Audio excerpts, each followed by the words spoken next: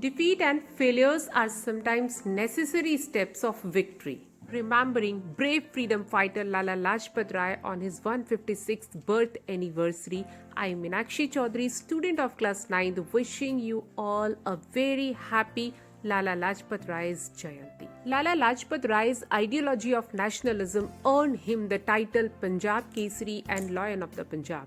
He was also a prominent member of the Lal Bal Pal trio, which included Bal Gangadhar Tilak and Bipin Chandra Pal. Lala Lajpat Rai played a pivotal role in India's independence movements, also worked as social reformer and fought against the evils of untouchability.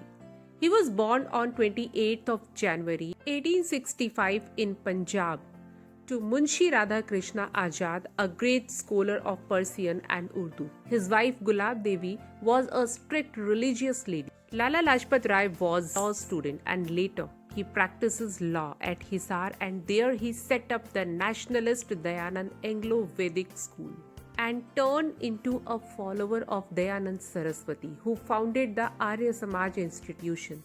He was a law student, journalist, author and politician, but finally went to become one of the greatest freedom fighters India has ever seen. He was also founder of Punjab National Bank.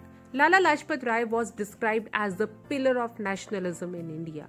The valiant acts he carried out against the British Raj made him popular. In 1928, the Britishers set up the Simon Commission to assess the political situation in India. Along with his followers, he led non-violent marches against the commission. During protest against the Simon Commission, he was brutally beaten up and lathi clanks up by the police. Due to his serious injuries, Rai died on November 17, 1928. Even after such injuries, Rai said, "I declare that the blows struck at me today will be the last nails in the coffin of British rule in India. We pay a respectful tribute to him and remember him on his birth anniversary." Thank you. Jai Hind.